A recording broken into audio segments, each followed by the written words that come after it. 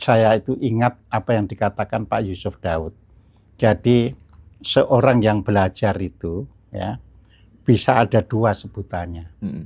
Ia terpelajar, atau ia hanya orang yang belajar. Ya. Jadi kalau ia terpelajar, jadi kalau bahasa Inggrisnya itu educated man, ya, manusia terpelajar, dia tidak akan bisa ditekan. Dia harus selalu menyampaikan apa adanya dengan benar, dengan konsep yang matang, yang bisa memberikan arah yang baik. Bahwa dengan cara itu tidak diberikan kesempatan, ya kita diam. Jadi diamnya itu karena sudah memberikan langkah tapi tidak diberi kesempatan. Jadi kita karena tujuan kita kan bukan untuk memberontak. Ya, tujuan terpelajar itu tidak untuk memberontak, ya, tidak untuk melakukan suatu permusuhan dengan bangsanya sendiri, tapi memberikan.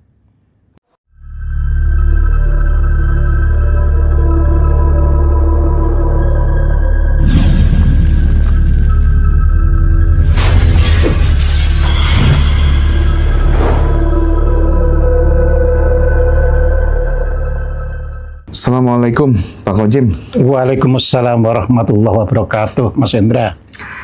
Apa kabar ini? Kabar baik setelah 3 bulan tidak ketemu gitu Pak Kojim. Ada banyak hal yang ingin ditanyakan ke Pak Ahmad Kojim terkait dengan pertama tentu terkait dengan situasi bangsa kita di akhir-akhir ini Pak Kojim.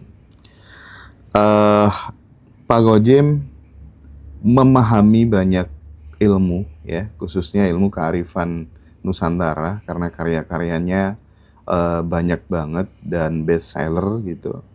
Nah, sosok yang perlu kita bahas kali ini tuh Pak Kojim, Pak Menkyu.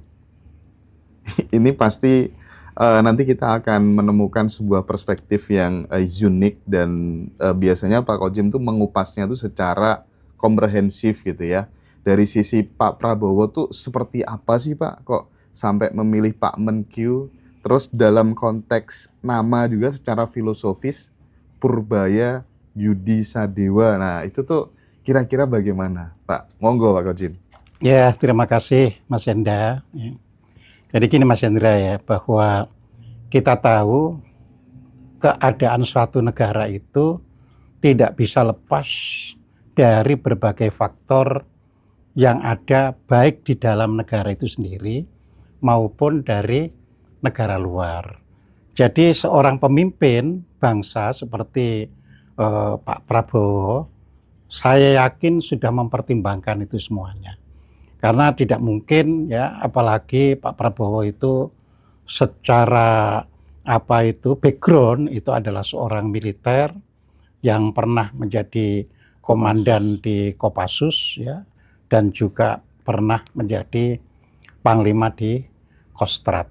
Jadi dengan demikian sebenarnya dia paham sebenarnya kondisi negara dalam setiap tahap perkembangannya. Itu sudah pasti. Nah, ketika beliau dilantik jadi presiden 20 Oktober tahun 2024, itu memang kondisi dunia itu lagi dalam turbulensi. Ya, ada perang di Timur Tengah yang belum selesai, ya kan, terus ada perang pada waktu itu Rusia terhadap Ukraina juga belum selesai. Nah, itu pasti juga memengaruhi ya, hal-hal yang ada di dalam negeri. Ya. Ditambah begitu dia menjabat, ya kan seorang pemimpin negara itu pasti yang dilihat ya, selain faktor-faktor konkret di lapangan adalah sumber daya finansialnya. Sebab seperti kita saja kan, ketika kita itu hidup dan ingin meraih sesuatu tanpa ada uang ya tidak bisa. Itu real ya. Jadi pengalaman saya sendiri misalnya ya, ketika mulai masuk kuliah karena saya itu juga membiayai diri saya sendiri, ya sudah pasti ngitung berapa biaya per semester dan sebagainya, termasuk cari kontrakan dan sebagainya. Nah, karena saya membiayai diri sendiri, menghitung kan berapa pemakaian maksimum yang harus saya keluarkan, sudah pasti. Ya. Terus dari mana saya memperoleh itu? Nah, tentu kalau hanya kuliah kan dalam pengertian umum dibandingkan negara ya kecil. Tapi itu pun bagi orang ya belum tentu bisa menghadapi meskipun perkara itu kecil, apalagi ini perkara bernegara ya. Nah, saya waktu itu bisa ngelesi ya anak-anak SMA, bisa memberikan istilahnya bimbel kalau istilah sekarang.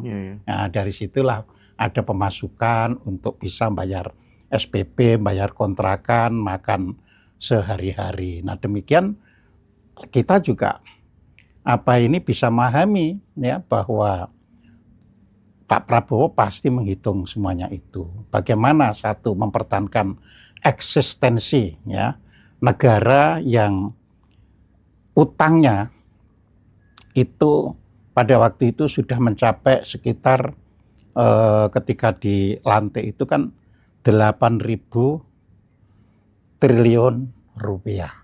Ya. Jadi 8.000 triliun rupiah. Nah, besaran uang yang dalam rupiah ini sangat dipengaruhi oleh kurs dolarnya, ya kan. Sehingga bisa saja utang dari dolarnya itu tetap utang dolarnya, tapi ternyata rupiahnya itu naik ya, seperti sekarang ini laporan terakhir ini kan kita sudah hampir istilahnya 10.000 triliun rupiah dengan kurs dolar yang ada sekarang ini ya. Loh, kenapa kok tetap dihitung rupiah? Karena untuk memperoleh dolar itu kita harus mencari lewat rupiah. Ya kan, ini yang harus kita pahami kan, gaji orang pakai rupiah dan sebagainya. Ya kan, pemasukan misalkan punya industri, misalkan kayak pajak-pajak dan sebagainya, pajak industri kan bayarnya juga rupiah, bukan dolar. Jadi tetap akhirnya tinggi, ya kan. Nah, tentu seorang pemimpin berpikir bagaimana bisa melunasi utang. Itu bukan hanya pemimpin negara. Seorang kepala rumah tangga yang baik pun selalu berpikir ya, kalau utang harus bisa melunasi kalau utang. Nah, tentu lebih jauh lagi, lebih baik lagi, lebih jauh dan lebih baik. Bagaimana tidak utang, tapi kita bisa membangun kan seperti itu, ya kan? Maka itulah yang dihadapi, dan di sini ya kalau saya sebagai kepala rumah tangga berarti yang dihadapi hanya diri saya dan anggota keluarga. Tapi kalau namanya kepala negara dan kepala pemerintahan itu menghadapi kehidupan seluruh warga. Di dalam filosofi Jawa kuno, seorang pemimpin itu merasa berdosa, merasa berbuat tidak yang sepatutnya apabila ada satu warga saja yang menderita. Bayangkan, itu tuh filosofi Jawa kuno loh. Ya. Jadi dalam filosofi Jawa kuno itu intinya seorang kepala negara itu punya tanggung jawab seluruh warganya itu sejahtera. Jadi di situ, ya. Makanya hal ini menjadi berat, ya, kecuali ya sekarang atas nama demokrasi dan sebagainya ada yang tidak memikirkan di situ. Kalau zaman dulu kan kerajaan. Jadi siapa yang diangkat sebagai raja itu tidak selalu anak pertama, tapi dari anak-anak raja itu siapa yang paling hebat istilahnya, yang terlatih, ya, itu yang bisa menjadi Nah, itu Pak Kojim, berarti sebagai apa tuh namanya ex Kopassus, sebenarnya apa yang dikatakan Pak Prabowo itu setelah jadi presiden tidak akan dikhianati ya? Iya enggak. Jadi ketika seorang Kopassus itu ada istilah kan Mas. Jadi peluru satu harus kena satu orang. Ya. Jadi tidak ada istilah muncar-mancir, melincar-melincur itu. Ya. Jadi makanya dia melihat semuanya. Nah, ketika melihat semuanya itu, tadi kan ada yang menjadi bagian penting, yaitu bagian keuangan. Nah, ini bagian penting, karena ini adalah sumber dana, ya kan? Dan dana ini nggak bisa diremehkan, Mas. Ya, karena untuk mencapai suatu pertumbuhan, ya, itu harus bisa menggunakan dana seefisien mungkin dan bisa istilahnya itu menghasilkan atau bisa memberikan lapangan pekerjaan seluas mungkin. Meskipun dana itu terbatas ya. Jadi kalau hitungannya itu tidak pada pertumbuhan ekonomi, hitungannya itu tidak pada lapangan pekerjaan, terus tidak pada kemakmuran. Ya, kemakmuran tuh gini loh ya. Jadi tidak boleh ya orang itu bekerja tapi masih seperti budak. Ia harus bisa bekerja dan bisa memperoleh ya kan penghasilan itu bisa mencukupi kebutuhan minimalnya. Kan manusia ini ada kebutuhan minimal. Nah, itu harus bisa dipenuhi. Ya, kalau warga itu masih ada kebutuhan minimalnya yang kurang, ya pengangguran meledak. Kalau pengangguran meledak itu mengganggu stabilitas nasional ya. Nah, makanya istilahnya ya kita perlu disclaimer begini. Disclaimernya itu orang lain nggak berhak menilai kenapa ini diganti atau itu. Tapi kita hanya melihat kenyataan pada akhirnya setelah 1 tahun yang menjelang 1 tahun pemerintahan ya digantilah Menteri Keuangan ya tentu dengan segala alasannya yang kita tidak tahu, dan sekarang ini diganti dengan nama Menteri Keuangannya itu seseorang yang namanya Purboyo ya, kalau bahasa Tegalan Purbaya ya, Yudi Sadewo atau Yudi Sadewa itu tergantung fonem ya, bagian Jawa yang menyebut ya. Tergantung fonemnya ya. Ya tergantung fonemnya. Nek wong Jawa Timur ya Purboyo Yudi Sadewo, tapi kalau orang Sunda mungkin Purbaya Yudi Sadewa. Nah, seperti itu ya kan. Terus kita lihat ya lewat televisi, lewat TikTok, lewat YouTube dan sebagainya. Oh, tipenya orang ini ngomong apa adanya. Nah, tentu bagi saya sebagai warga jadi yang turut mengamati ya senang, sehingga dengan ngomong itu artinya memberitahu kondisi yang ada daripada diam. Jadi kita tidak boleh mengatakan itu menteri kok ngomong tok, enggak, justru dari ngomong itu kita bisa tagih kalau enggak sesuai gitu loh ya. Justru di dalam filosofi Jawa, seseorang menjabat itu harus berani mengatakan apa yang tidak dicapai. Harus berani. Jadi bukan yang diam terus katanya dia kan kerja maka nggak perlu ngomong. Enggak, itu keliru. Jadi harus bisa ngomong, ini filosofi Jawa loh ya. Jadi seorang pejabat itu harus bisa ngomong, menyampaikan apa yang tidak diraih. Makanya ada istilah sumpah palapa. Ya, Gajah Mada bilang ya kan, yang bahasa Indonesianya itu saya tidak akan ya kan bisa tidur nyenyak ya, saya tidak akan bisa ikut menikmati sebelum saya bisa menaklukkan atau menguasai seluruh Nusantara. Jadi itu omongan. Nah, orang tinggal nake kan sudah diomongkan. Nah, jadi seperti itu. Kalau dalam misalnya kalau kita tahu orang tua ngasih nama putra-putrinya itu kan mengandung harapan gitu Pak. Iya.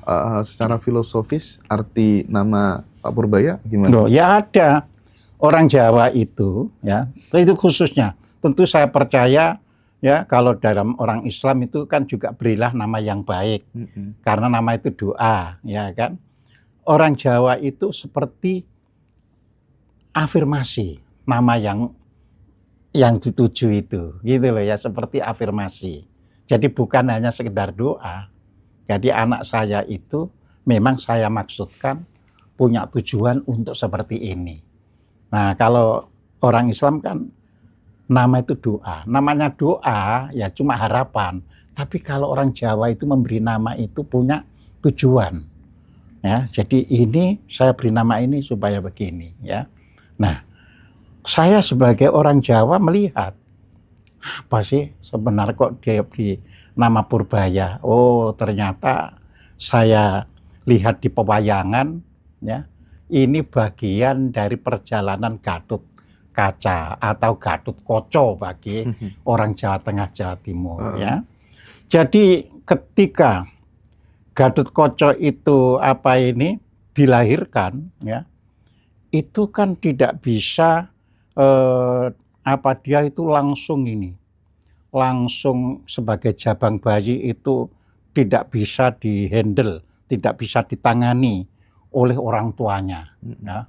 Maka dimasukkan ke Kawah Candra di Muka dan diberi nama Tetuko. Ya. Jadi Tetuko itu nama bayinya. Nama bayinya Gatut Kaca. Bayinya Gatut Kaca, ya kan.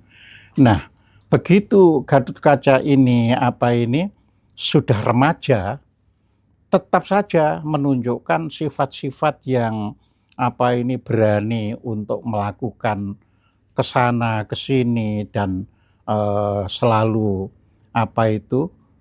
mengatakan sesuatu apa adanya. Kan dia juga keturunan Seno itu istilahnya tidak ada ya, Werkudara, Seno atau Bima itu tidak ada ngomong yang istilahnya itu A terjadi B, tidak ada gitu ya. Maka dia disebut menjadi Sekikirono ya. Jadi itu proses remajanya ya. Nah, setelah dewasa dia akan menjadi putra mahkota di Kadipaten ya. Jadi di Pringgondani ya dia dijadikan sebagai adipati. Nah, ia diberi nama atau dipanggil Gatut Kaca ya. Nah, jadi seperti itu ya. Nah, kemudian keberanian untuk berperang dan sebagainya itu ya, Gatut Kaca ini disebut sebagai Purbaya. Nah, jadi Purbaya adalah nama Gatut Kaca yang berani ya melakukan suatu defense, pertahanan atau suatu serangan. Ya, jadi situ. Tapi bukan agresor. Kita harus membedakan. Jadi orang berperang itu kan ada dua. Berperang karena agresor, karena memang wataknya itu suka jahili orang, suka menyerang orang. Tapi ini tidak, ya. Kalau dia diserang ya dia tidak diam, tapi dia berani melakukan counter. Nah, jadi seperti itu. Dan mudah-mudahan kan gitu kan, mudah-mudahan ya nama yang diberikan orang tuanya itu ya. Orang tua Pak Purbaya sendiri itu dosen saya ketika di IPB. Oh iya, Pak? Ya, ibu ya.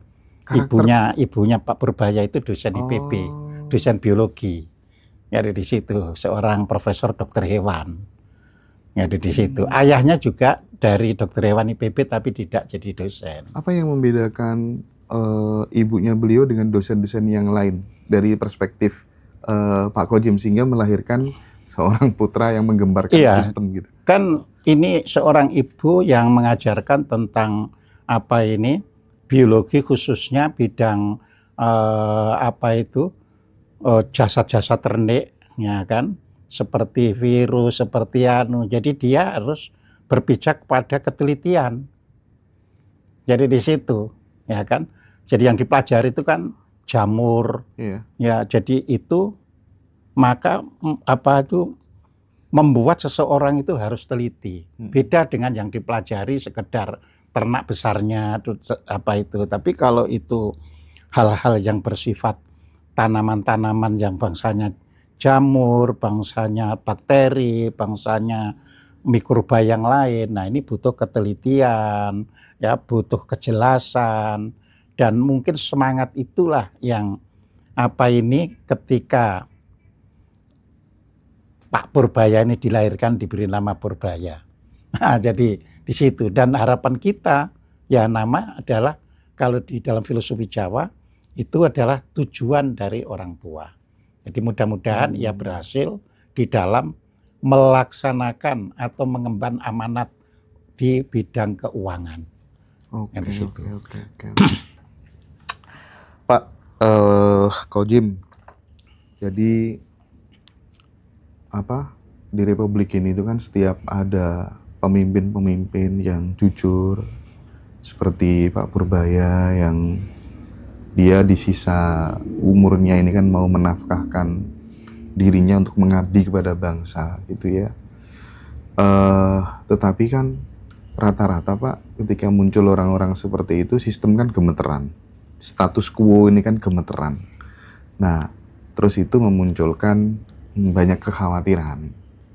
Jangan-jangan habis ini mau di reshuffle. Jangan-jangan habis ini mau ada di gali-gali dosa-dosanya di masa lalu dan lain sebagainya gitu. Sekarang apalagi muncul banyak kan di platform ya medsos.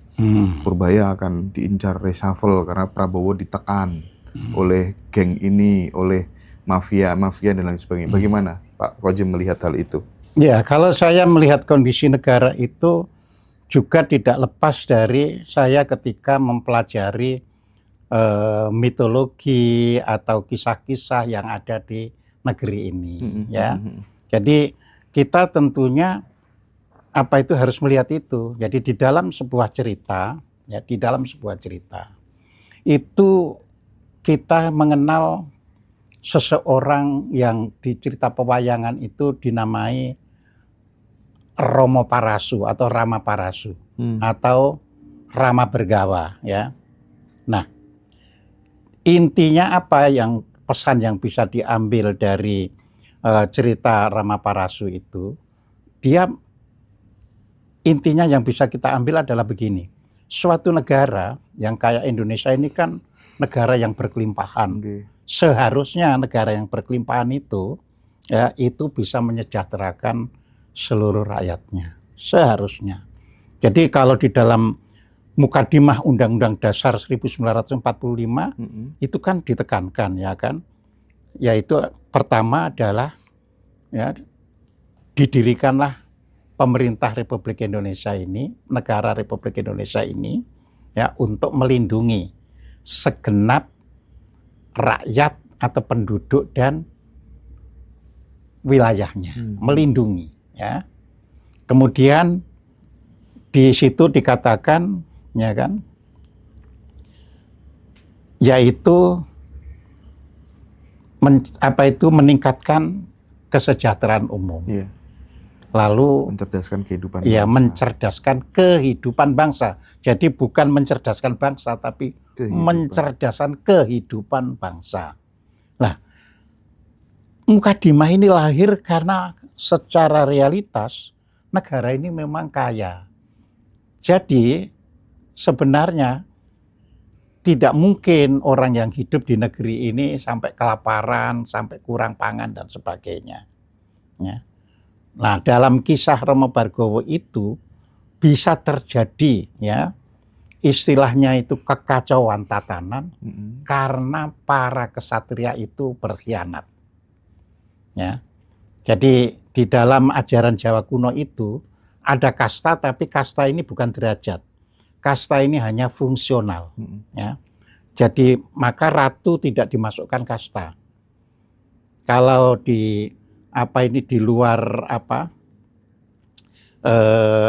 Jawa misalnya dalam pandangan Hindu, ratu ini masuk kasta kesatria, tapi di situ derajat. Tapi kalau di Jawa itu bukan, ini fungsi, ya. Jadi manusia itu ada yang berfungsi sebagai brahmana, dan itulah yang pada waktu itu yang ingin dicapai oleh Romo. Namanya itu sebenarnya Romo. Tapi akhirnya diberi nama belakangnya itu Parasu karena ketika dia memberantas, ya, kejahatan itu dia menggunakan kapak. Jadi dalam bahasa Jawa kuno kapak itu parasu. Ya. Jadi Romo Parasu. Dia bertapa ingin menjadi seorang Brahmana. Tapi kok tatanan negara ini kacau. Nah, ini dicari sebab-sebabnya. Oh, ternyata para kesatria tidak berfungsi sebagai kesatria. Ya. Kesatria di dalam filosofi Jawa itu tugasnya hanya melindungi, ya, mengayomi, dan melayani. Jadi seperti sekarang yang ada di Tribratanya kepolisian. Ya. Jadi itulah kesatria. Jadi melindungi, mengayomi, melayani, dan ya, mengentaskan yang lemah. Itu kesatria. Ini kesatrianya kok justru injak-injak rakyat. Jadi maka Rama Bargowo, saya meskipun Brahmana harus bisa menaklukkan kesatria-kesatria yang tidak berfungsi ini. Nah, jadi kekacauan negara itu semua menteri itu kesatria. Jadi kalau menteri-menteri ini tidak berfungsi sebagai kesatria, ya pasti negara itu kalau nggak kacau ya morat-marit ya ekonominya ini. Nah, ini diperlukan ya kesatria yang bisa mengalahkan kesatria. Nah, jadi Menteri Keuangan juga kesatria. Ya. Jadi kalau dia konsekuen dengan tugasnya dia sebagai kesatria di bidang keuangan, dia akan bisa, ya, istilahnya itu membuktikan siapa yang tidak bisa memanfaatkan dana untuk kemajuan dan siapa yang bisa. Tapi nggak bakal diresapel menurut Pak Kojem, analisa Pak Kojem. Ya, analisis saya, ya, kalau Pak Prabowo ini kan seorang Kopassus. Seorang Kopassus itu sebenarnya ingkar janji.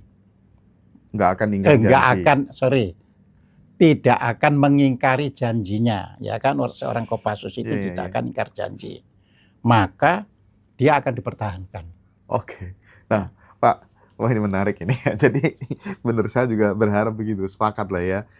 Andai kata ini kemudian Pak Purbaya kena reshuffle, Pak, bisa dinepalkan nih masyarakat, apalagi netizen suaranya udah kayak gitu di mana-mana gitu, Pak, untuk ngebela Pak Purbaya gitu. Nah, saya sebenarnya tidak ingin masuk terlalu dalam ke ranah politik, tapi bagi saya edukasi politik itu sangat penting gitu, Pak. Karena saya berharap ya teman-teman di Ngaji Rosa yang belajar spiritual tiap hari gitu ya, terus tiba-tiba suatu saat kemudian muncul nasionalisme. Nah, kalau kemudian orang baik gak ada yang masuk ke politik, gimana bisa berbenah di dalam, Pak ya? Nah, makanya ini penting sebagai edukasi gitu, Pak. Mohon maaf, kenapa ya kalau misalnya kayak Noel, Budi Ari gitu, disingkirkan ya Pak Prabowo. Tapi kalau yang tergabung misalnya dia punya parpol nih, seperti Bahlil ini kan di medsos kan jadi common enemy misalnya, itu enggak loh, Pak, enggak disingkirkan gitu. Bagaimana Pak Kojem melihat kondisi ini? Iya, jadi kan gini Mas, sebenarnya hal yang seperti ini harus kita pelajari dari kemerdekaan Indonesia. Jadi kita tidak bisa ujuk-ujuk, ya. Kita tahu kan sebenarnya kemerdekaan Indonesia itu, ya, kan diproklamasikan pada 17 Agustus 1945. Ya, sehingga tahun ini berarti sudah merdeka 80 tahun, ya. Tetapi ada yang beyond pemahaman kita, yaitu ada istilahnya itu ya the hidden hand, ya, tangan-tangan yang tersembunyi yang mendukung kemerdekaan itu. Yaitu apa? Lahirnya Undang-Undang Dasar 1945. Itu kan nggak pernah dibicarakan untuk membuat undang-undangnya itu. 17 diproklamasikan, 18 sudah diundangkan berlakunya Undang-Undang Dasar 1945, tentu dengan kelebihan dan kekurangannya. Karena kondisi yang istilahnya itu hanya sehari, ya. Nah, itu kan invisible hand.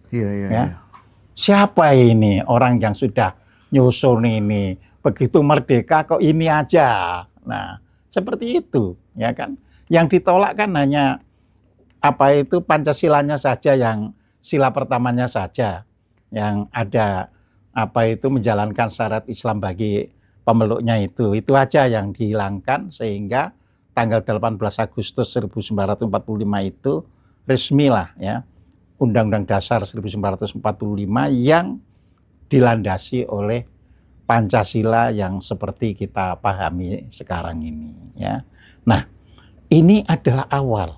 Tapi kan kita tahu melaksanakan Undang-Undang Dasar 45 itu ternyata sulit ya kan, nggak bisa-bisa artinya itu. Ya ada masih datang agresi apa itu Belanda ya, agresi militer pertama, kedua, sampai akhirnya ada konferensi meja bundar ya, yang justru di situ ya Indonesia itu diakui kemerdekaannya justru pada 27 Desember 1949 ya. Jadi di situ. Nah, ternyata kan setahun kemudian ya bulan Agustus, nggak sampai setengah tahun kemudian istilahnya terpikir untuk kembali ya ke Negara Kesatuan Republik Indonesia, tapi undang-undangnya nggak katut ya. Jadi ketika Agustus 1950 itu kembali Indonesia itu, Presiden Soekarno itu menyatakan kembali ke Negara Kesatuan Republik Indonesia. Tapi undang-undangnya nggak katut, sehingga di situ menggunakan Undang-Undang Dasar Sementara ya, UUDS ya. Nah, lalu dibuatlah ya untuk membentuk undang-undang dasar yang tidak sementara itu harus melalui partai ya, suara partai, dan nanti ada pihak dari partai yang menuangkan apa yang seharusnya dimasukkan dalam Undang-Undang Dasar 45, termasuk Undang-Undang Dasar yang kemudian itu ya, termasuk apa ini landasan-landasannya. Jadi di situ ternyata terjadi perselisihan paham. Enggak, ada yang kepengen nasional, ada yang kepengen Islam ya, ada yang kepengen sosialis dan sebagainya ya. Enggak jadi. Ya. Bayangkan kan, Undang-Undang Dasar 1945 yang sah pada 18 Agustus 1945 enggak pernah dilaksanakan. Ya, karena partai yang terpilih pada pemilu tahun 1955 tidak menghasilkan ya, MPR-nya itu tidak menghasilkan undang-undang dasar yang tetap ya kan. Nah, maka kita ingatkan tahun 59 5 Juli 1959 Bung Karno ya istilahnya mengeluarkan dekrit. Nah, dekrit itu baru dinyatakan kembali ke Undang-Undang Dasar 1945. Iya, terus kaitannya sama tadi Pak Bahlil kenapa nggak di? Iya, nanti dulu. Ini kan masalah partai terus. Ya kan? Ketika 1959 kan kembali ke dekrit anu. Di situ kan harus sesuai dengan undang-undang. Kan ada pemilihan ya kan? Pemilihan apa? Umum, ya kan? Nah, pemilihan umum itu untuk apa? Ya untuk melahirkan yang namanya anggota-anggota DPR, berarti itu dari partai, terus nanti bisa menggenapi yang namanya MPR. Jadi kan MPR tidak dipilih orang, tapi anggota-anggota DPR ditambah utusan daerah dan utusan golongan menjadi MPR. Nah, partai ini kan tidak mudah, makanya Bung Karno akhirnya menunda pemilu itu tahun 65. Jadi sebenarnya tahun 60 harus sudah dilakukan, tahun 65 ya dicanangkan untuk itu. Tapi tahun 65, wah, yang namanya perselisihan, konflik antar partai ini meningkat keras. Ya, sehingga tidak terjadi yang namanya pemilu di tahun 1965. Nah, dari situ malah meletus peristiwa yang namanya G30S ya. Jadi saya tidak masuk lebih jauh ya. Misalnya siapa itu dalangnya kita tidak masuk ke situ, tapi sebagai seorang ya yang mengamati peristiwa, kita tidak perlu nuduh, tapi kita perlu menyampaikan ada peristiwa. Jadi ada peristiwa G30S dengan korbannya kita tahu yang dipelajari juga sampai hari ini. Nah, terus Pak Harto kan akhirnya memberi peluang 10 partai. Ya, itu pun sebenarnya rencananya adalah pemilunya itu tahun kan 68 itu dibakukannya Pak Harto. Jadi rencananya 70 itu pemilunya, tapi akhirnya mundur 71. Ya. 71 nanti pemilunya seharusnya 76, tapi mundur 77. Ya. Lah ini partai semuanya, Mas. Sehingga akhirnya pas 77 apa yang ada ya istilahnya ruang partai yang banyak itu disederhanakan jadi 3, ya kan.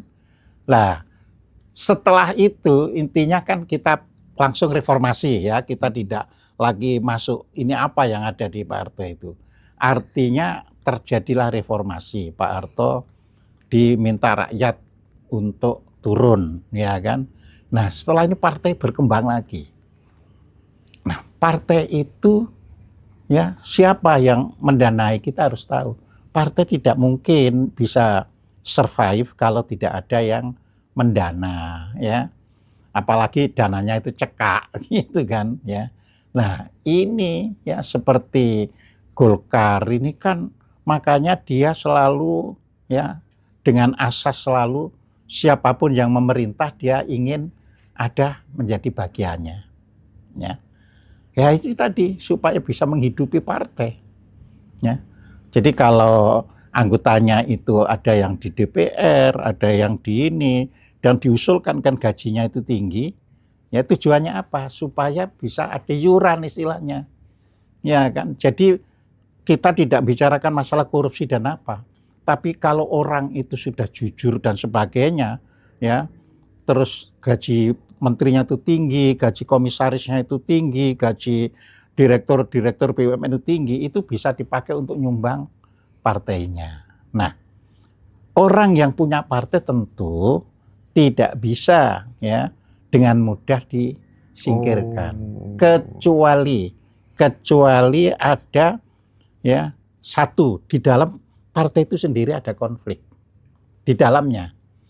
Terus secara realitas ia bisa dibawa ke pengadilan, artinya dituduh telah melakukan korupsi atau apa ya.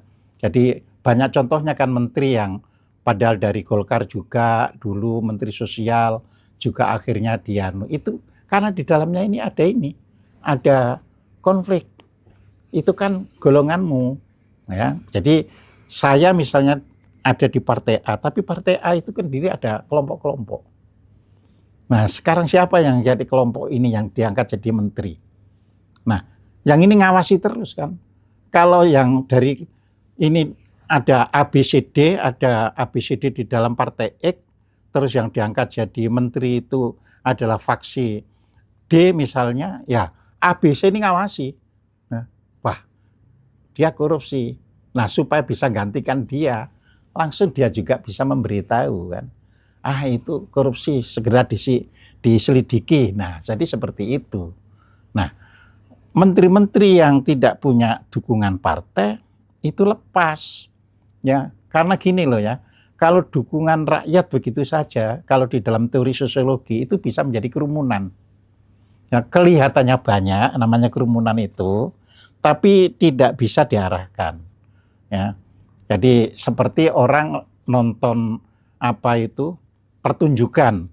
Waduh, konser ini ditonton sampai ratusan ribu orang, tapi itu disebut kerumunan. Karena dia hanya ingin melihat pertunjukan itu, tapi dia tidak ingin nanti pertunjukannya gini kita harus begini, itu tidak. Ya. Nah, kalau kerumunan ini diharapkan jadi pendukung itu susah. Ya. Makanya seorang artis apapun ya disanjung apapun, kalau tersangkut kejahatan terus nggak ada yang dukung, padahal loversnya atau pecintanya ya atau pemujanya itu bisa jutaan. Tapi begitu dia tersandung narkoba atau apa, diam semuanya, Mas. Nah, jadi begitu. Jadi seorang menteri apabila dia tidak punya dukungan partai, ya gampang. Kalau dia jahat, gampang langsung disingkirkan. Tetapi kejahatan yang dilakukan oleh kesatria yang punya kelompok, punya golongan itu tidak mudah. Kecuali lahir banyak purbaya. Nah, Pak, kecuali gitu. apa Pak syaratnya biar lahir banyak purbaya, Pak? Itu satu. Yang kedua, Pak, andai kata kemudian ada dialog imajiner nih, misalnya Pak Kojem sebagai Pak Prabowo, saya sebagai purbaya gitu. Kira-kira apa yang dikatakan sama Pak Prabowo kepada Pak Purbaya dalam konteks ini misalnya? Purbaya ini kan agak ngawur dalam tanda kutip ya. Maksudnya tuh Pak Luhut yang mantan bosnya aja dilawan gitu kan. Nah, itu kan nggak mungkin, Pak, kalau tanpa seizin Pak Prabowo gitu. Dialog imajinernya seperti apa kira-kira? Iya, saya juga orang yang senang melakukan dialog imajiner. Karena dialog imajiner itu untuk mengasah ya. Untuk mengasah kejujuran kita, untuk mengasah kecerdasan kita. Jadi selain jujur itu kecerdasan, Mas ya. Jadi kalau saya ini berdialog imajiner yang berperan menjadi dua orang, satu sebagai Pak Prabowo Subianto dan di sisi lain sibling saya ini ya jadi Pak Purbaya. Ya.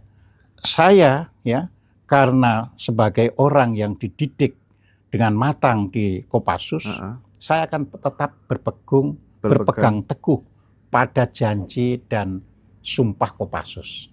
Ya. Jadi langsung bilang kepada sibling saya ini, Pak Purbaya ini, Pur, ya kan? Pur gitu Pak ya? Iya, Pak, harus begitu. Ya. Saya ini sudah tua, tapi jiwa saya sebagai Kopassus itu tetap tidak pernah tua. Ya. Jadi saya meminta kamu sebagai orang muda bisa mewujudkan ya, harapan, cita-cita, dan sumpah seorang kesatria. Jadi harus dibawa ke sana. Ya. Dan secara realitas sekarang, jadi di luar imajinernya, secara realitas, Pak Purboyo kan mengatakan, saya sudah tua, jadi sisa umur saya akan saya gunakan untuk mengabdi pada bangsa. Iya. Siapa tahu itu bisa menghapus dosa-dosa saya. Nah, iya kan, artinya beliau sudah ngomong begitu. Klop dong berarti ya? Klop. Jadi secara imajiner ya sudah kamu buktikan itu. Pur, buktikan itu. Iya, gitu buktikan itu. Dan saya juga akan mencari orang-orang yang mendukung kamu. Meskipun Luhut sikat aja kalau memang nggak benar. Ya, gitu. intinya bukan hanya pernama. Pokoknya siapapun yang tidak benar, siapapun yang tidak benar, ya harus disikat. Ya.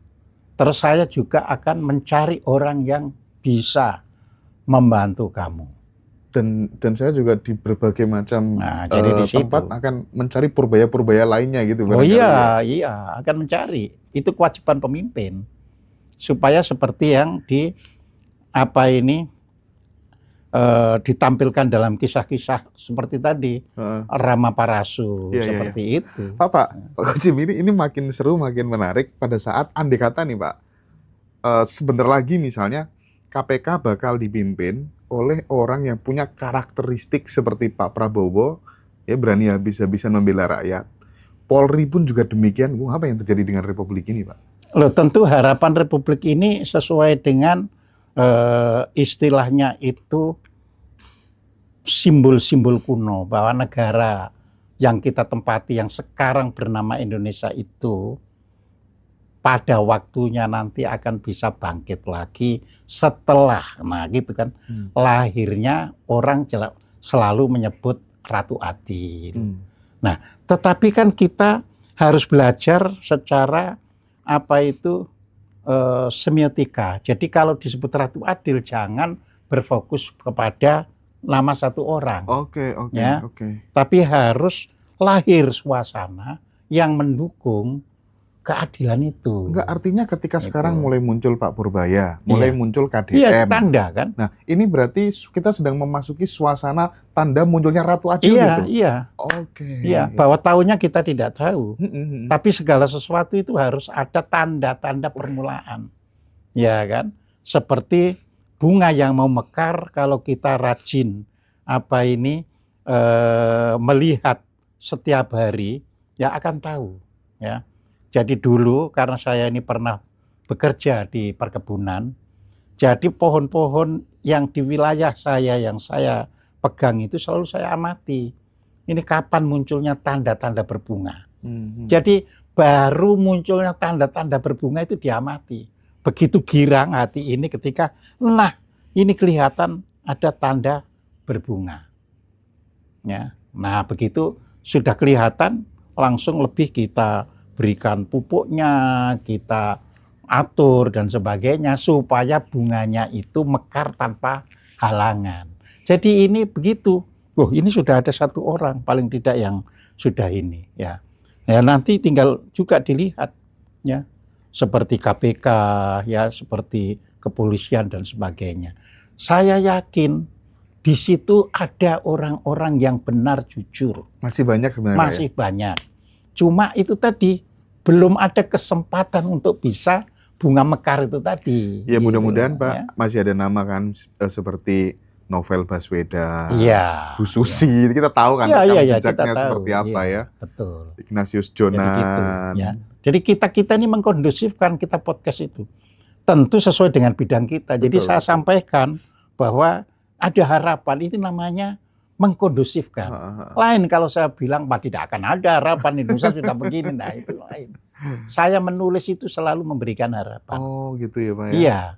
Jadi nanti dengan ini begini, makanya tadi saya katakan kan, kalau berdasarkan filosofi Jawa, seorang ratu, ya, seorang kepala pemerintahan itu berdosa apabila satu rakyatnya masih menderita. Nah, itu filosofi. Satu rakyat. Satu rakyat saja, apalagi ini dari 282 juta tapi angka kemiskinannya tinggi sekali kan gitu kan, itu kan penderitaannya tinggi. Iya. Jadi kita harus mengkondusifkan, ya. Jadi kita tidak bermain di politik, ya, tapi di edukasi. Itulah Pak pentingnya. Ya. Karena... Jadi podcast ini selalu saya harap isinya itu edukasi. Jadi kita tidak masuk ke kedalaman politiknya. Betul. Jadi di situ. Ya. Kalau melihat dunia politik kita ya, sebenarnya kan mulai dari mahasiswa itu kan sudah dikader gitu, dan saya kan termasuk yang lama juga ya, jadi aktivis di OMEK ya, organisasi mahasiswa ekstra kampus. Wajar dong memunculkan tokoh-tokoh seperti itu karena mulai dari mahasiswa udah diajarin kayak gitu, diajarin saling sikat, pokoknya jauh dari nilai-nilai cinta dan kasih sayang lah ya. Kalau mau jadi pemimpin itu pokoknya memang harus tega dulu lah ya kayaknya, tanpa etika gitulah ibaratnya. Nah makanya kalau misalnya terus kita tuh apatis sama politik gitu ya, ketika orang baik berdiam tangan ya maka negara ini akan diurus sama orang-orang yang nggak bener gitu ya Pak ya.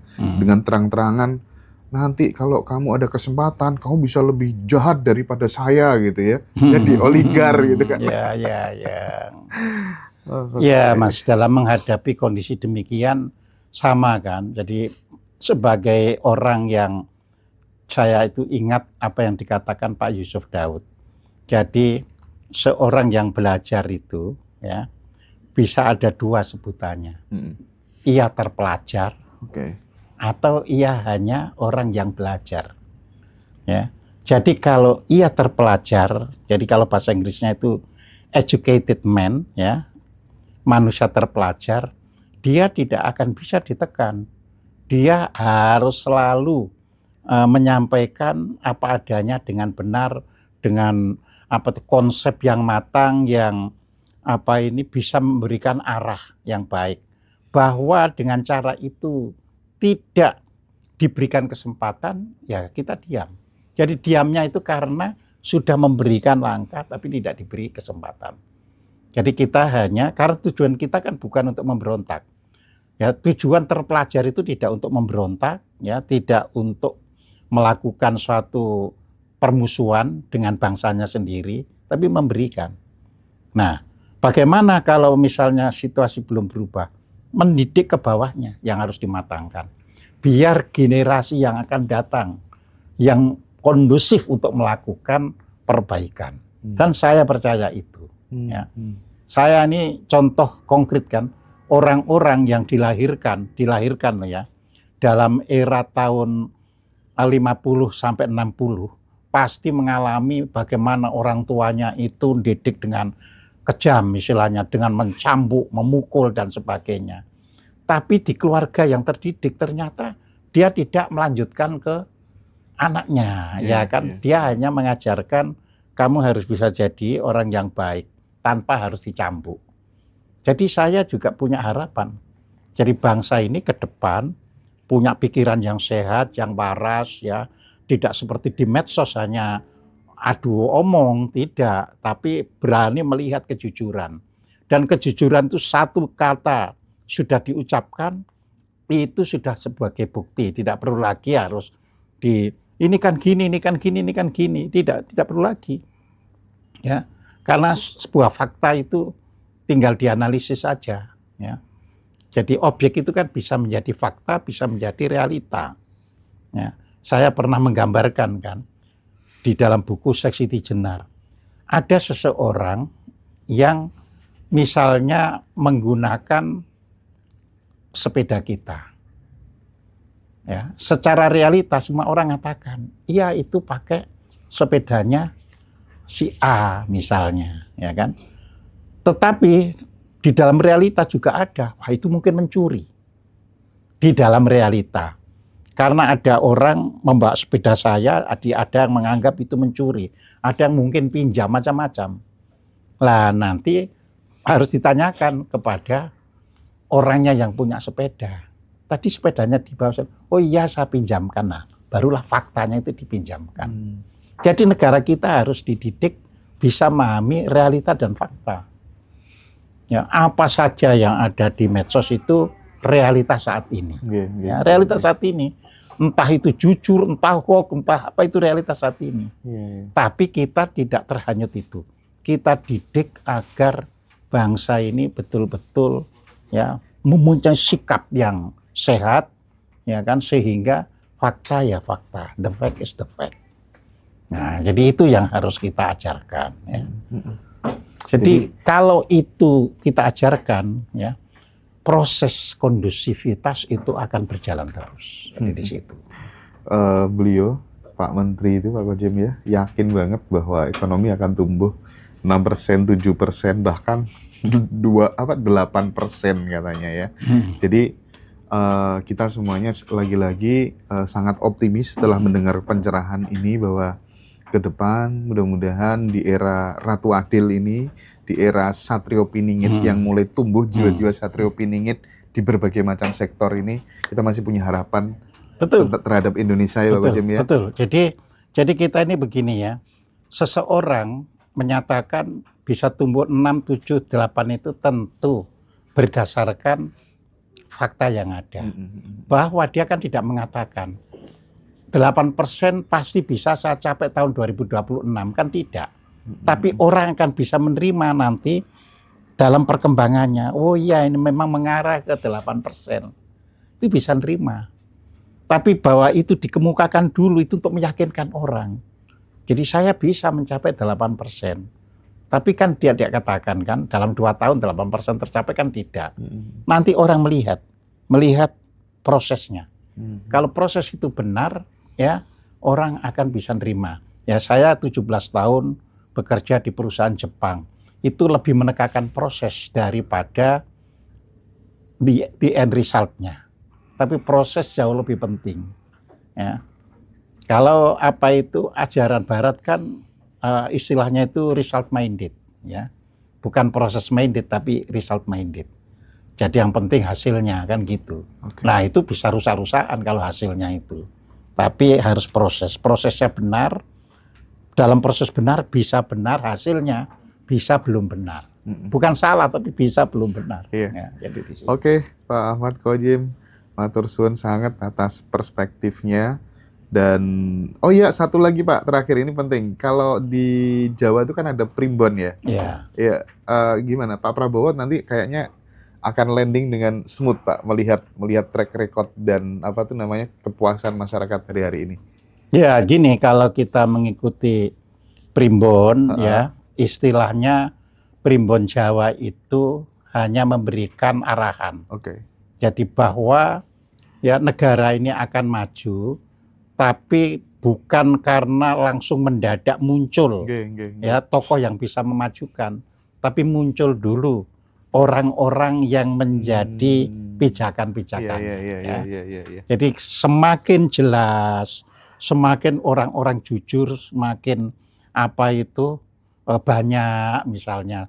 Maksudnya banyak itu banyak berani membuka. Kan sekarang ini juga orang jujur banyak, tapi kan nggak berani menyatakan, ya kan.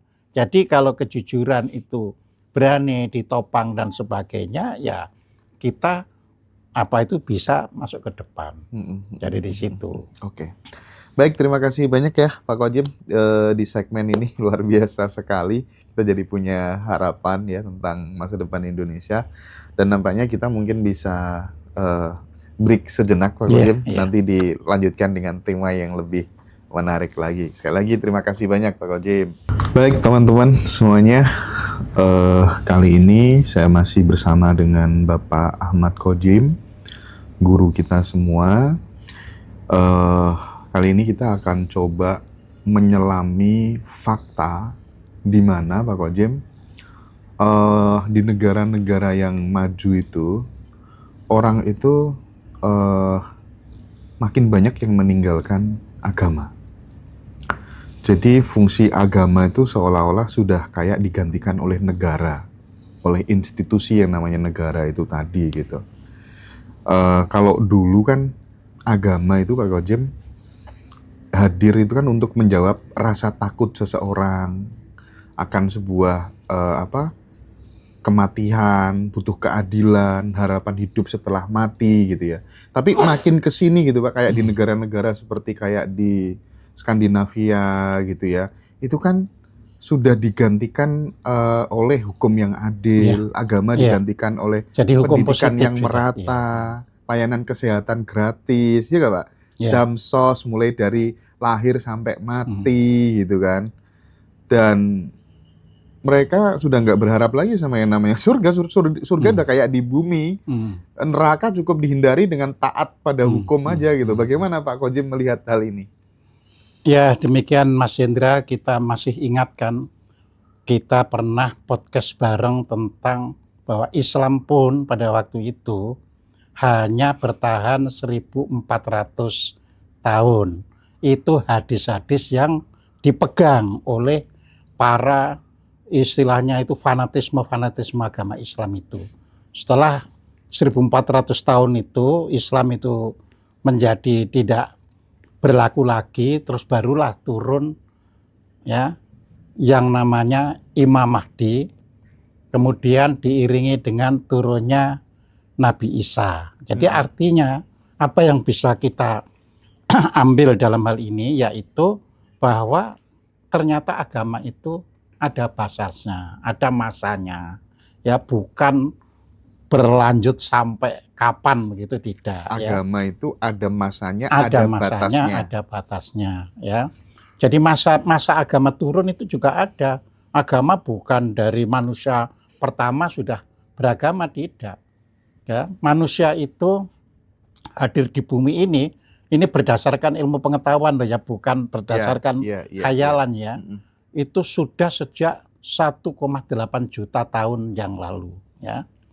Ya, bahwa nanti menjadi manusia yang punya kebijaksanaan seperti kita sekarang ini itu diperkirakan antara 200.000 hingga 300.000 tahun yang lalu. Manusia yang disebut Homo sapiens ya. Jadi Homo itu menunjukkan sebagai famili manusia, sedangkan sapien itu kebijakan atau kebijaksanaan atau bijaksana, sehingga manusia yang bijaksana ya. Nah, di dalam khazanah perjalanan manusia, agama baru ada ya, itu sekitar 3000 tahun sebelum Masehi. Itu pun kalau bisa disebut agama Iya, kalau bisa Ya. disebut agama. Kalau bisa disebut agama itu artinya baru 3.000 tahun sebelum Masehi, ya. Dan itu pun bersifat lokal, ya. Misalnya gini, Fir'aun, kerajaan Fir'aun itu ada sejak tahun 3.300 sebelum Masehi, ya. Dan baru berakhir itu tahun 130 sebelum Masehi, yaitu era Cleopatra, ya. Artinya kerajaan Fir'aun itu sendiri bertahan dapat dikatakan lebih dari 3.000 tahun. Namun di dalam mitologi agama, ia dikisahkan hanya zamannya Musa. Zaman ini mengikuti mitologi yang ada di dalam agama. Jadi Musa berlawanan dengan Fir'aun, karena Fir'aun dianggap kafir, ingkar janji, zalim, maka runtuh, ya.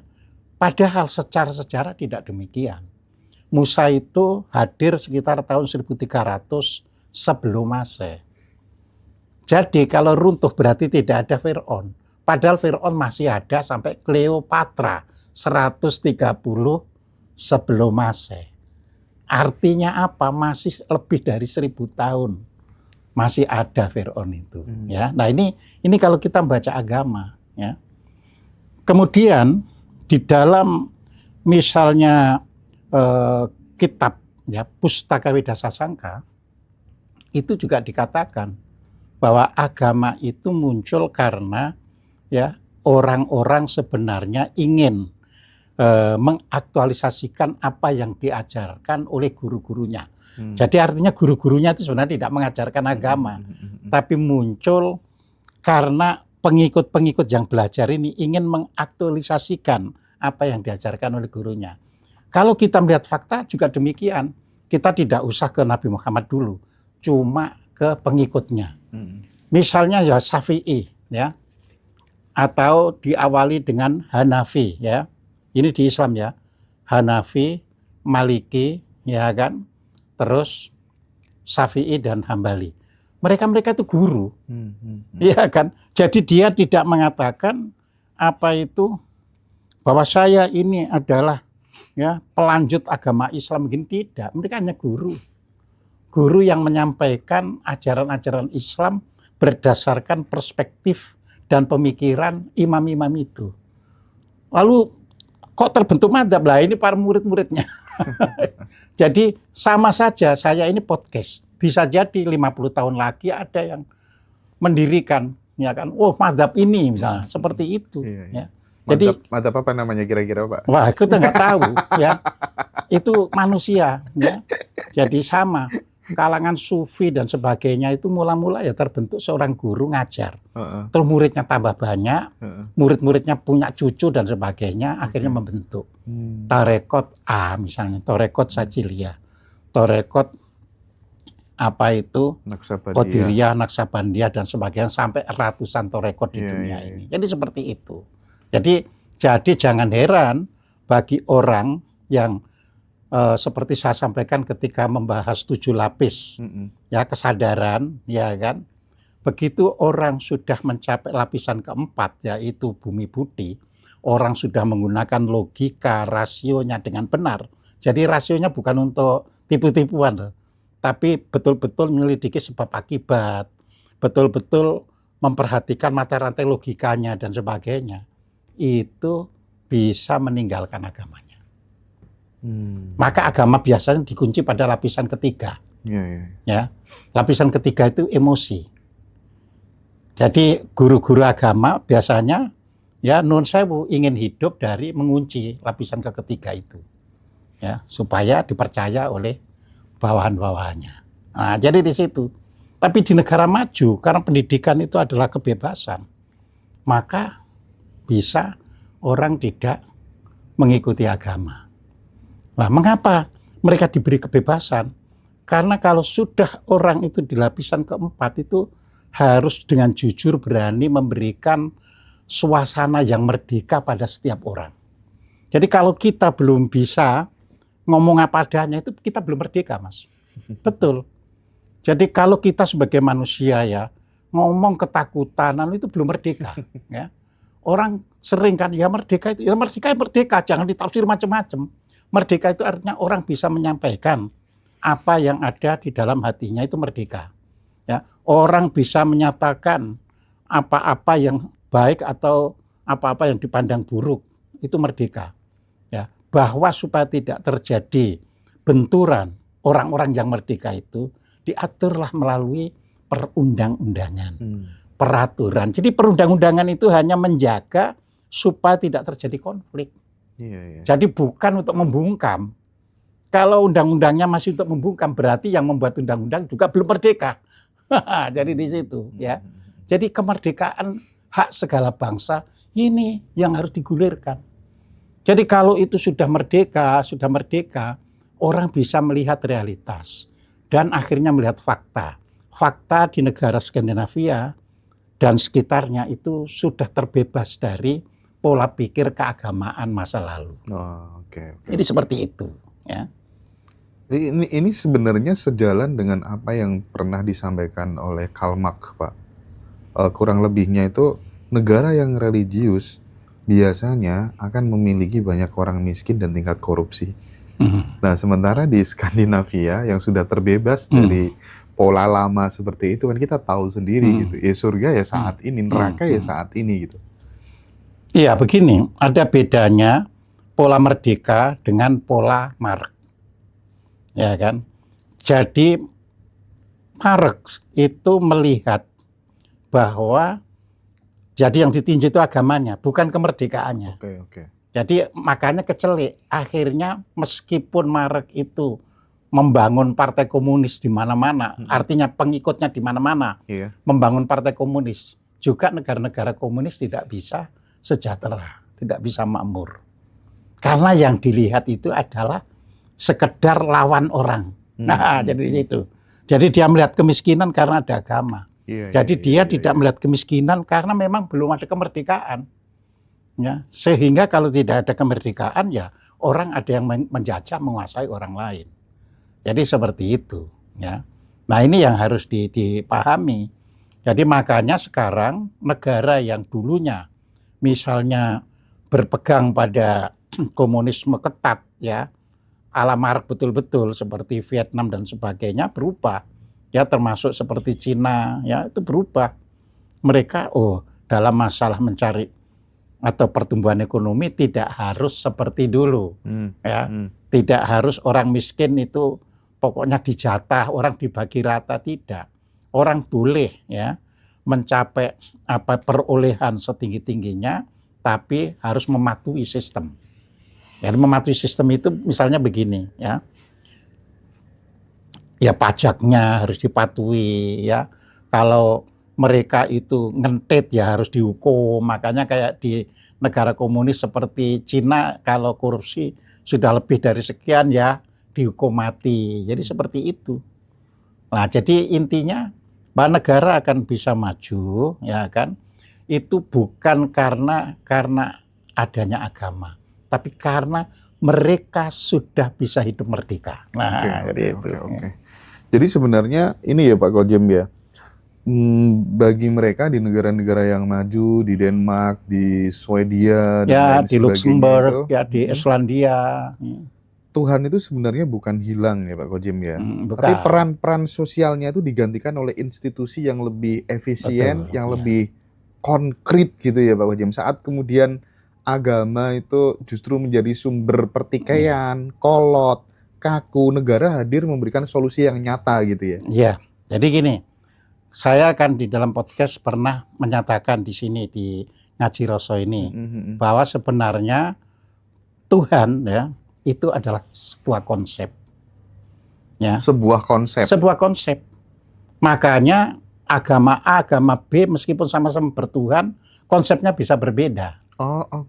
Dari situ ya. Iya. Bahkan dalam satu agama, misalnya dalam agama Islam, coba itu nanti orang Wahabiyah sama orang NU sama Muhammadiyah, apa definisi Tuhan di situ? Pasti nggak sama. Karena ini sebuah konsep. Loh, kenapa agama memerlukan konsep ketuhanan? Karena itu sebagai basis orang untuk berperilaku. Ya. Tapi Al-Quran sendiri misalnya sudah mengatakan laisa kamislihi syai'. Dia tidak serupa segala sesuatu. Nah, kata-kata dia tidak serupa segala sesuatu itu bisa ditafsirkan ada tapi nggak serupa segala sesuatu, bisa ditafsirkan tidak ada. Oke. Lah hanya yang tidak ada yang tidak serupa dengan segala sesuatu iya itu. juga ya Pak ya. Iya, makanya saya sebut konsep. Makanya Gitu. Yuval Noah Harari kan menyebut karena relate dengan yang disampaikan Pak Gojim, itu konsep katanya Harari yaitu fiksi. Terbukti kan selama ini mulai dari dulu sampai sekarang nama-nama Tuhan itu kan ada 6.412. Iya, lebih. Iya kan? Ya. 6.400-an Iya. nama-nama Tuhan gitu yang pernah dikasih nama manusia, dikasih Iya, manusia dan gitu. saling menjatuhkan juga Dan saling pengikutnya. menjatuhkan gitu. Saling meniadakan. Betul, Ya, betul, seperti betul, itu. betul. Ya. Jadi terus kalau begitu apa kita tinggalkan konsep bertuhan? Tidak perlu, karena namanya konsep ya konsep gitu loh ya. Yang penting adalah menjiwai, memaknai konsep itu untuk landasan kebaikan hidup kita. Orang tidak percaya adanya Tuhan, tapi kalau dia menjiwai bahwa hidup itu harus baik, ya tidak terjadi masalah. Tapi sebaliknya orang mengatakan saya bertuhan, tapi kelakuannya buruk, ya bermasalah gitu loh ya. Jadi ini urusannya bukan orang menyatakan Tuhan itu ada atau tidak, tapi bagaimana bisa berpijak pada konsep yang dipegangnya itu. Jadi seperti itu. Iya. Nah, kalau misalnya kita ngomong soal Tuhan, sampai detik ini kan sains juga tidak bisa membuktikan adanya Tuhan itu ya Pak Gojim ya. Nah, tapi rata-rata teman-teman mulai banyak yang bertanya gitu. Nah, kalau begitu apakah kemudian terjadinya alam semesta itu memang perlu Tuhan? Karena banyak ilmuwan mengatakan ya terjadinya alam semesta nggak harus perlu diciptakan oleh Tuhan, dia bisa terjadi dengan sendirinya. Even itu Stephen Hawking juga memberikan pernyataan yang seperti itu. Bagaimana analisa Pak Gojim? Ya, jadi kalau saya melihat sains ya, sains itu sendiri tidak bisa membuktikan tidak adanya Tuhan, juga tidak bisa membuktikan adanya Tuhan. Iya, buat apa dibuktikan kalau sudah mengatakan tidak ada kan? Nah, iya, jadi yang tidak ada ya tidak bisa membuktikan, yang menyatakan ada juga tidak bisa membuktikan. Jadi makanya hanya konsep saja. Iya. Ya. Nah, ketika seseorang ya kan menyatakan kalau dinyatakan tidak ada, bagaimana alam ini? Ya, lah kita tidak berurusan dengan ada yang mengadakan atau tidak. Kita berurusan bagaimana alam bekerja sehingga kita tidak akan melakukan sesuatu yang bertabrakan dengan jalannya atau kerjanya alam. Jadi makanya konsep Jawa loh ya. Kita sebagai manusia hidup itu punya tujuan yang namanya hamemayu hayuning bawana ya. Hamemayu itu artinya melestarikan. Hayuning bawana artinya alam yang indah ini. Alam ini kan aslinya kan indah. Coba kita ini enggak minta hidung terus lahir ada hidung ya. Nah, jadi hidup sehari-hari untuk selalu bisa berbuat baik dan harmonis, saling memberikan yang terbaik antara diri dan alam lingkungannya. Nah, itu sebenarnya yang ingin dijadikan patokan dalam kehidupan ini. Semua agama lahir pada mulanya bukan pada fokus nyembah Tuhannya itu. Makanya ada istilah iman, ya kan? Tapi fokusnya itu adalah dengan bertuhan itu kamu hidup benar. Itu pada mulanya, ya. Jadi bukan kalau kamu bertuhan itu kamu masuk surga, tidak. Ya. Makanya misalnya ya di dalam agama Islam, itu orang yang masuk agama Islam dan membaca surat yang paling pendek itu namanya surat Asr. Ya. Surat Asr, wal asri, ya. Innal insana lafi khusr. Ya. Jadi perhatikanlah ya waktu asar itu. Kenapa Al-Quran menyatakan memerintah kita memperhatikan waktu asar? Karena di padang pasir ya, ketika orang itu bekerja dari pagi sampai waktu asar itu sudah berpeluh-peluh, ya, sudah berkeringat habis-habisan. Ya, maka kata asar itu sebenarnya memeras artinya itu, ya. Jadi waktu asar itu waktunya orang sudah selesai memeras keringatnya, ya. Nah, apa di situ? Rugi. Ya kalau hanya dilihat hanya memeras keringat rugi. kecuali ilaladzina amanu wa amilus sholihah. Ya, beriman dan beramal soleh. Lah iman itu kan gondelan. Kalau orang Jawa itu cakotan, gondelan. Ya. Jadi kita itu beriman agar bisa beramal soleh gitu loh Mas. Ini makanya nggak bisa dipisahkan. Lah orang kita kan memisahkan. Iman ya iman, amal soleh ya amal soleh. Tidak begitu. Orang yang beriman itu diwujudkan dalam amal saleh. Jadi di situ ya. Pak, ada yang tanya Pak. Kalau memang bagi mereka yang tidak percaya kepada Tuhan, tanya kepada mereka, siapa yang mengatur sel dan organ di dalam tubuhmu?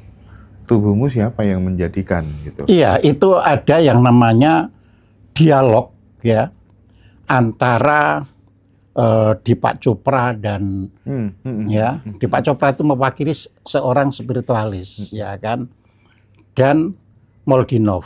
Moldinov itu seorang ateis ya. Jadi ia memang mengakui tidak ada Tuhan. Jadi ketika ditanya, ya kan, bagaimana jantung bisa bekerja dan sebagainya itu, dia juga sederhana jawabnya. Yang Moldinov? Iya, Moldinov jawab. Nah sekarang aja percaya ada Tuhan, bagaimana Tuhan itu ngerjakan jantung itu? Buktinya jantung kalau lagi sakit dibawa ke dokteran, diobati, diperbaiki bisa sembuh. Jadi bisa begitu. Ya. Akhirnya sampai terakhir cuma salaman. Iya. Ya, kan dan, intinya kan kalau oh iya ini Tuhan lah kan karena kedokteran kalau sudah begitu. Dan itu kan bisa digeneralisir juga. Siapa yang mengatur universe sebegitu teratur? Itu bahkan dibantah juga sama Isaac Newton. Toh sebenarnya alam semesta itu nggak teratur-teratur amat juga kan. Orbit planet kadang juga melenceng juga kayak gitu kan. Jadi kan gini ya. Kembali lagi Tuhan itu kan berkonsep. Konsep itu dipegang ya, diimani ya. Nah, tentunya orang yang sudah dilahirkan kayak di Indonesia ini negara berketuhanan, ya kan, ya tidak perlu lagi saya harus tidak perlu ngakui tidak ada Tuhan misalnya, tidak perlu lagi begitu, karena budaya itu terkait dengan nafas kita sehari-hari. Ya sudah, kita dilahirkan, ya menyatakan ada Tuhan, mengakui Pancasila itu berketuhanan yang Maha Esa, titik. Udah tinggal kita wujudkan dalam sehari-hari. Karena kalau kita debat siapa dan siapa, tidak pernah menyelesaikan dan membuang energi dan tidak ada hasilnya. Konklusinya gitu. Sebenarnya, oke, kita meyakini apapun terserah. Keyakinan itu kan personal ya. Meyakini bahwa aku minum bir bintang tuh nggak boleh, ini dilarang di agamaku. Kita terus kemudian nggak bisa nyuruh orang lain, kamu jangan minum bir bintang karena itu dilarang. Itu kan menurut keyakinanmu. Yang penting kita gitu. Ada aturan hidup bersama. Nah, aturan hidup bersama ini yang harus dipegang kan gitu. Oke. Tidak mengganggu orang, tidak menyakiti orang, dan akhirnya bisa saling tolong menolong kalau ada yang kesusahan. Itu sebagai manusia. Tidak mengganggu, tidak menyakiti orang lain, dan kita bisa membantu menolong orang yang membutuhkannya, orang yang lemah. Ya itu berarti sudah sangat Islami banget ya. Gitu ya. Sudah sangat Islami. Makanya Islam itu kalau bagi saya itu sebuah misi, jadi bukan sebuah sifat. Kalau orang Islam itu pasti masuk surga, tidak. Jadi kalau Islam ya misinya ya damai. Kalau kita tidak bisa damai ya bukan Islam. Itu aja titik. Sederhana gitu loh ya. Oke. Jadi sekali lagi kita ingin menekankan bahwa sudah tidak waktunya kemudian kita berdebat ya. Ini soal keyakinan tuh nggak akan ada. Nggak akan ada akhirnya. Ya. Sama-sama tidak bisa membuktikan. Sama-sama hanya ngeyel. Oke. Iya, poinnya tadi yang udah disampaikan sama Pak Kojim, yang penting kita nggak ganggu orang lain, nggak nyakiti orang lain, bisa membantu. Ya, yang lemah, yang kurang, jadi itu. Oke ya, teman-teman semuanya ya. Jadi makin kesini, makin menyelam lebih dalam, pikiran kita menjadi lebih terbuka. Sumbu kita menjadi lebih panjang. Guruku Pak Ahmad Kojim sehat selalu ya. Amin, terima kasih. Nanti mudah-mudahan kita ada retreat di Jakarta, akan ngundang beliau juga untuk ngisi satu materi mungkin ya teman-teman ya. Nanti bisa dilihat aja. Oke, thank you ya teman-teman semuanya. Pak Kojem, matur suwun, kita break sejenak Sami-sami ya. ya.